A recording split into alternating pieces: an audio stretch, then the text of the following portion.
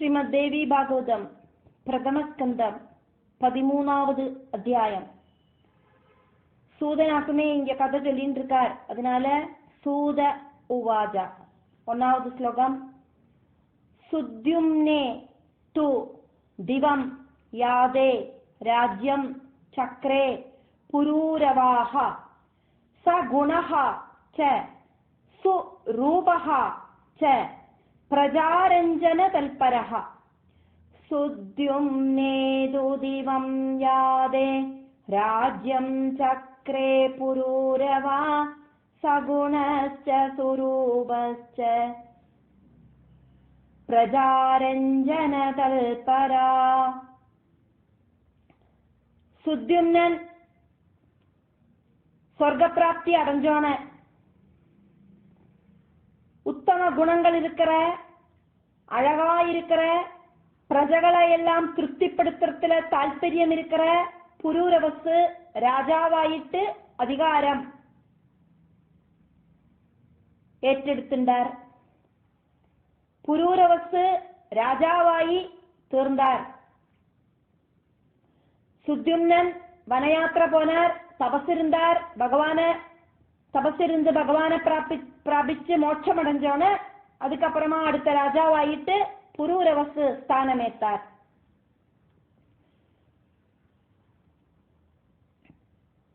ஸ்லோகம் 2. பிரதிஷ்டானே புரே ரம்யே ராஜ்யம் சர்வநமஸ்கிருதம் சகார சர்வதர்மத்யஹ பிரஜாரட்சண தல்பரஹ. பிரதிஷ்டானே புரே ரம்யே ராஜ்யம் சர்வநமஸ்கிருதம் சகார சர்வதர்மத்ய பிரஜாரட்சண தல்பரா.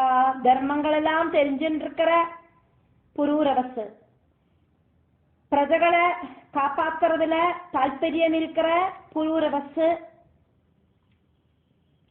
அழகான அந்த ராஜ கொட்டாரத்துல வசிச்சுண்டு எல்லாரும் புகழ்த்துற மாதிரி ராஜ்யத்தை பரிபாலனம் பண்ணினார். ஸ்லோகம் 3. மந்திரஹ சுகுப்தஹ தஸ்ய ஆசீத்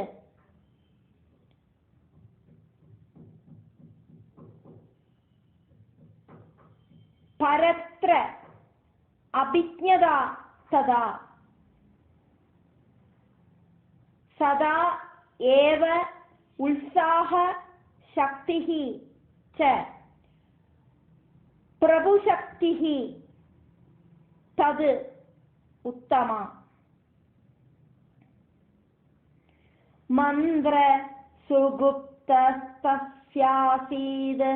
பரத்ராபிஜ்ஞதா ததா சதைவோல்சாஹ சக்திஸ்ச பிரபுசக்திஸ்ததோத்தமா.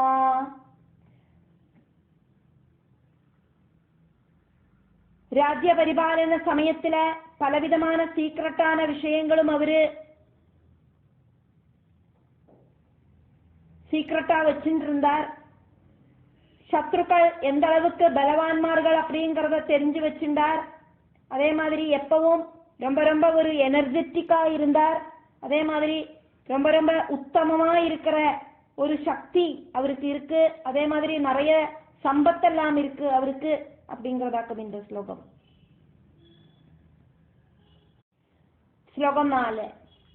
சாம தான ஆதயஹ சர்வே வசகாஹ தஸ்ய பூபதேஹே வர்ணாஸ்ரமான் ஸ்வதர்மஸ்தான் குர்வன் ராஜ்யம் சசாசஹ. சாமதானாதய சர்வே வசகாஸ்தஸ்ய பூபதே வர்ணாஸ்ரமான் ஸ்வதர்மஸ்தான் குர்வன் ராஜ்யம் சசாசஹ. சாமம் தானம் வேதம் தண்டம் இப்படி இருக்கிற 4 உபாயங்களும் அந்த ராஜா இந்த பிரஜா பரிபாலனத்துல ஸ்வீகரிச்சார். சௌமியமா சொல்ல வேண்டியவங்களுக்கு சௌமியமா சொல்லி விஷயங்களை நடத்தினார். இனி ஒரு சில பேருக்கு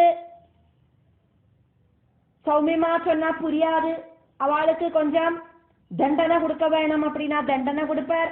அதே மாதிரி நிறைய நிறைய பொருள்களை கொடுத்து சிலவால சாட்டிஸ்பாக்சன் பண்ணுவார்.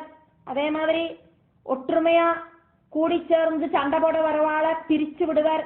இப்படின்னு பல விதமான உபாயங்களும் அந்த ராஜா ஸ்வீகரிச்சார். அதே மாதிரி அவருக்கு அநியோஜ்யமான വർണ്ണാശ്രമ ധർമ്മങ്ങളെ സ്വീകരിച്ചിട്ട് രാജ്യഭരണത്തെ നിർവഹിച്ചാർ. அப்படின்னா ക്ഷത്രിയ ധർമ്മം അനുസരിച്ച് രാജ്യധർമ്മം നിർവഹിച്ചാർ அப்படின்னு. ശ്ലോകം 5. യജ്ഞാൻ ച വിവിധാൻ ചക്രേ സ രാജാ ബഹുദക്ഷിണാൻ ദാനാനി ച പവിത്രാണി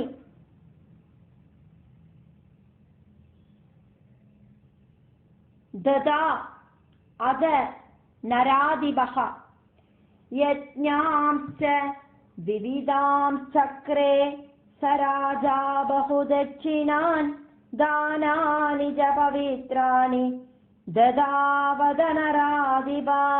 நிறைய நிறைய தட்சிணை கொடுக்க வேண்டிய பலவிதமான யஜ்ஞங்கள் எல்லாம் இருக்கே. அந்த யஜ்ஞங்களில் எல்லாம் இந்த ராஜா நிறைய நிறைய தட்சிணங்கள் எல்லாம் கொடுத்தார். புண்ணியப்பிரதங்களான நிறைய நிறைய தானங்கள் எல்லாம் அந்த ராஜா கொடுத்தார். நராதிபன் அப்படின்னு சொன்னாக்கா இந்த மனுஷாளோட எல்லாம் அதிபனாயிருக்கிற ராஜா கொடுத்தார் அப்படின்னு அர்த்தம்.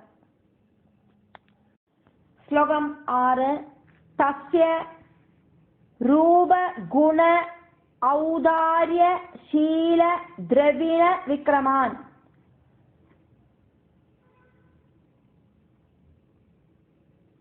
ஸ்ருதோஹோ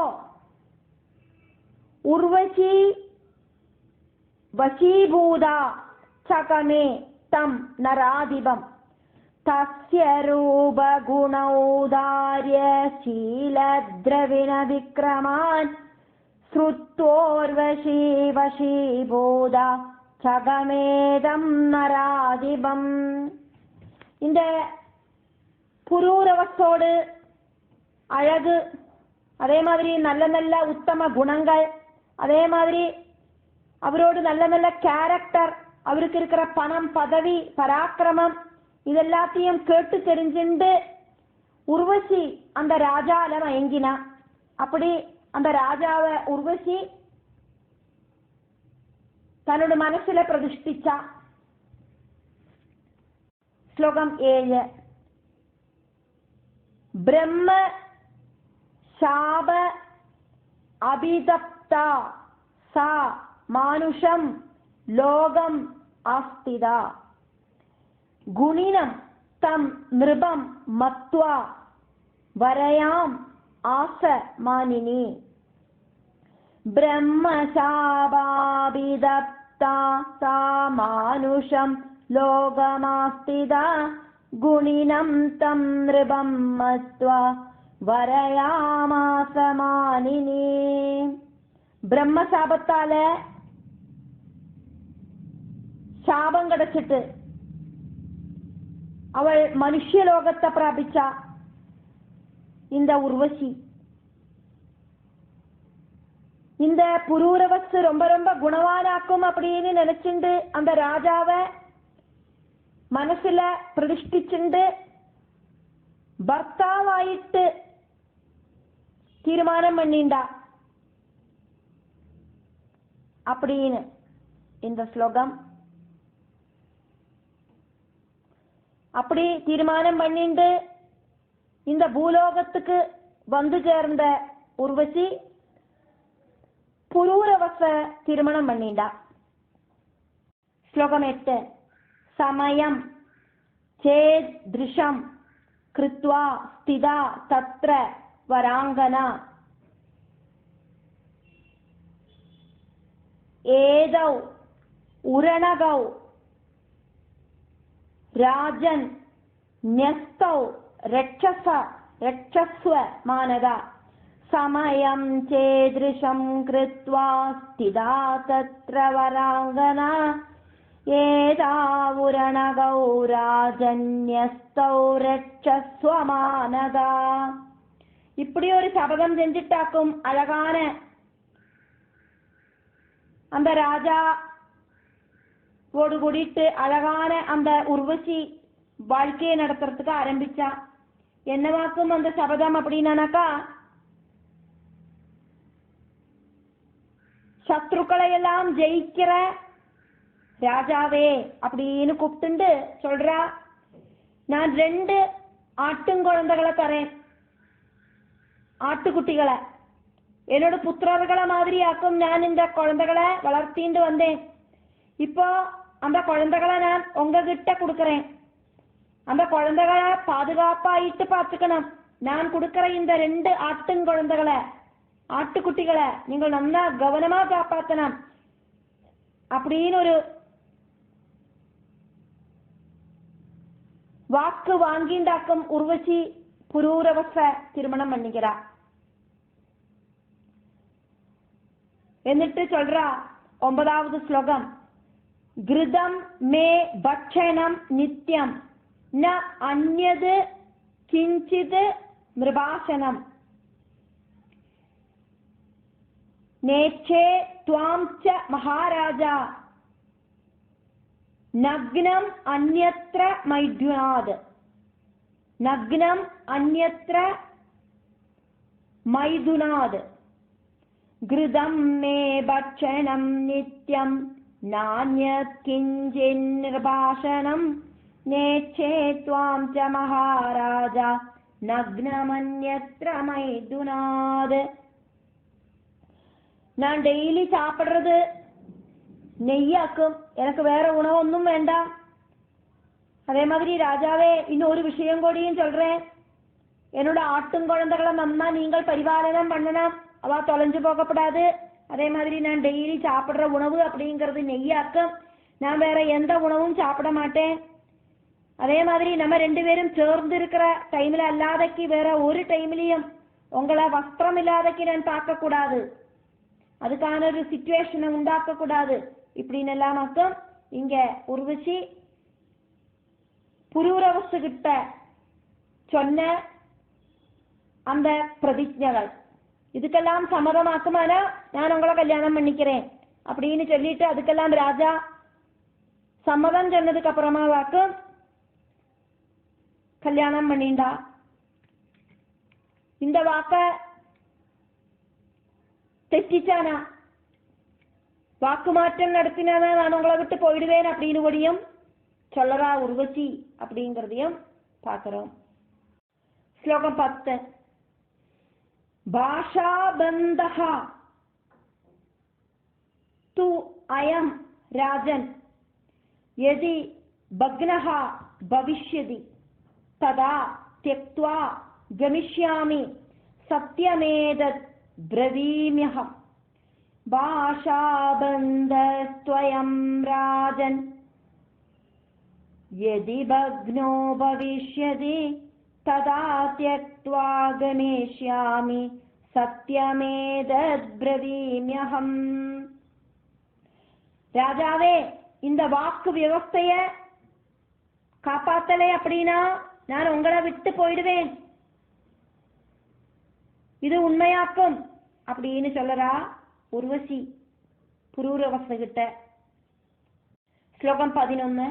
அங்கீகிருதம் ச தத் ராஜ்ஞா காமின்யா பாஷிதம் து யத் ஸ்திதா பாஷணபந்தேன சாப அனுக்ரஹ காம்யயா.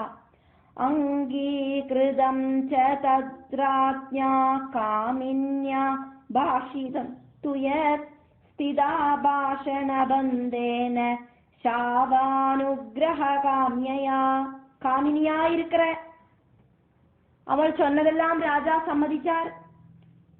அப்படி வாக்கு சொல்லி உറപ്പിச்சுண்டு அந்த வியவஸ்தையில சாபமோட்சத்தை எதிர்பார்த்துண்டு உர்வசி நாளுகளை தள்ளி நீக்கினா. இந்த ராஜா எப்பவாக்குமோ வாக்கு தவற விடுவர், அப்பவாக்கும் இந்த உர்வசிக்கு சாப மோட்சம் கிடைக்கும். அந்த ஒரு டைமுக்கு வேண்டிட்டு வெயிட் பண்ணினான். ஸ்லோகம் 12. ரேமே ததா சஹ பூபாலஹ லீனஹ வர்ஷகணான் பகூன் தர்ம கர்மாதிகம் த்யக்த்வா च उर्वश्या मदमोहितः. रेमे तदा स भूपालो लीनो वर्षगणान् बहून् धर्म कर्मादिगं त्यक्त्वा चोर्वश्या मदमोहिता. രാജധർമ്മങ്ങളും കർമ്മങ്ങളും എല്ലാം ഉപേക്ഷിച്ച് இந்த மனைவியில ரொம்ப ரொம்ப மோகம் கொண்டு அந்த ராஜா உர்வசியோடு கூடி சேர்ந்து நிறைய வருஷம் இப்படி சுகிச்சு வாழ்ந்தார். ஸ்லோகம் 13. ஏகசித்தஹ து சம்ஜாதஹ தன்மனஸ்கஹ மஹீபதிஹி ந சசாக தயா ஹீனஹ க்ஷணம் அபி அதிமோஹிதஹ. ஏகசித்தஸ்து சம்ஜாதஸ்தன்மனஸ்கோ மஹீபதி ந சசாக தயா ஹீன க்ஷணமப்யதிமோஹிதா. மகாராஜாவோட மனசு ஃபுல்லா இப்படி உர்வசி ரொம்பி வழிஞ்சு நிக்கிறதுனால இந்த மகாராஜாவுக்கு வேற சிந்தனை ஒன்னும் உண்டாகலை. எப்ப பாரு இந்த உர்வசியோடு நினைப்பு மட்டும்தான் இருந்தது. இந்த உர்வசியில மோகம்னு சொல்றதை விட அதிமோகம்னு சொல்லணும். அதிமோகம் கொண்டிருக்கிற அந்த ராஜா அவள் இல்லாதக்கு ஒரு நிமிஷம் கொடியும் இருக்கிறதுக்கு திராணி இல்லாதவராயிட்டார். ஸ்லோகம் 14. ஏவம் வர்ஷகண அந்தே து ஸ்வர்கஸ்தஹ பாகசாசனஹ உர்வஷீம் ந ஆகதாம் திருஷ்ட்வா கந்தர்வான் ஆஹா தேவராட். ஏவம் வர்ஷகணாந்தேது ஸ்வர்கஸ்த பாகசாசனா உர்வசீம் நாகதாம் திருஷ்ட்வா கந்தர்வானாஹ தேவராட். சாபகாலம் முடிஞ்சிட்டும் உர்வசி தேவலோகத்துக்கு திரும்ப வரலை அப்படிங்கிறத பார்த்துட்டு சொர்க்கவாசியாயிருக்கிற தேவேந்திரன் கந்தர்வர்களை கூப்பிட்டு இப்படி சொன்னார். ஸ்லோகம் 15. உர்வசி மானயத்வம் போ கந்தர்வாஹ சர்வ ஏவஹி ஹ்ருத் உரணௌ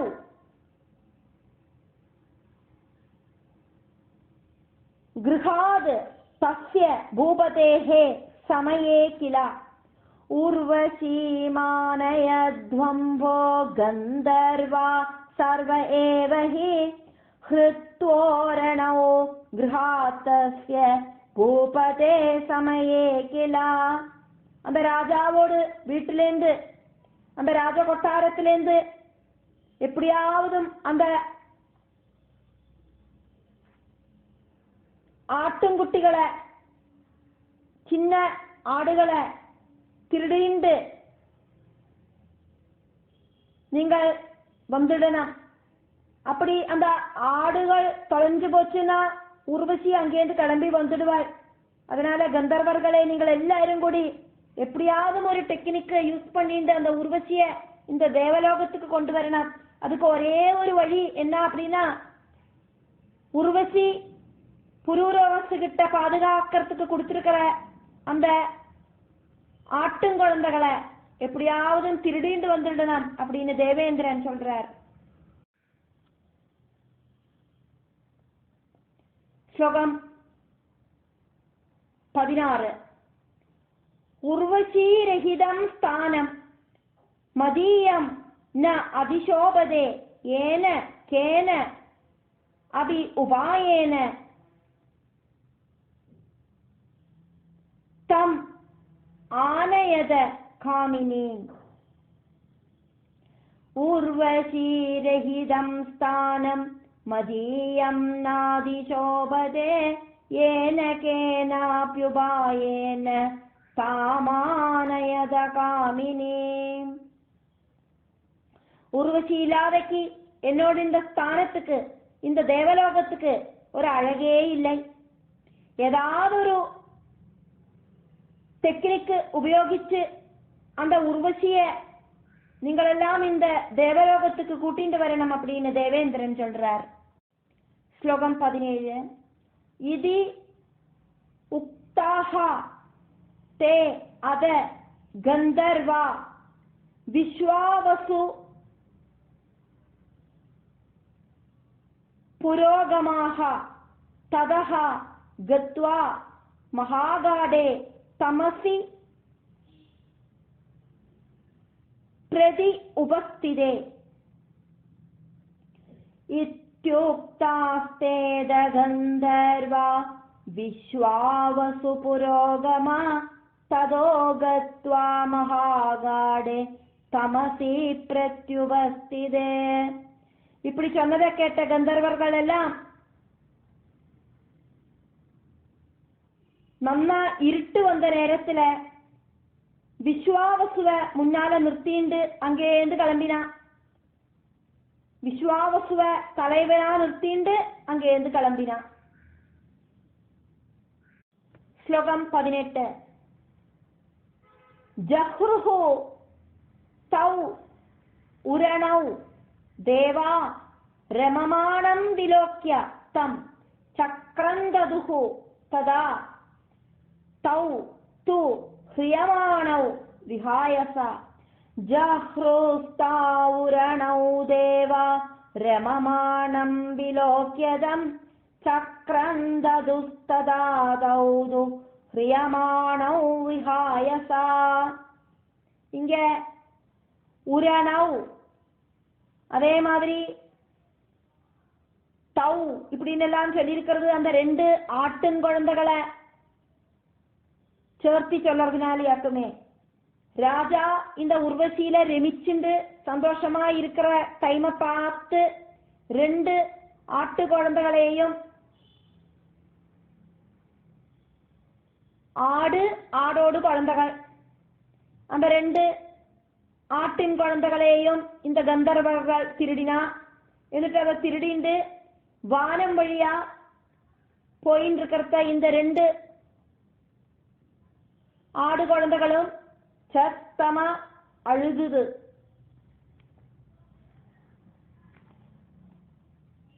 அந்த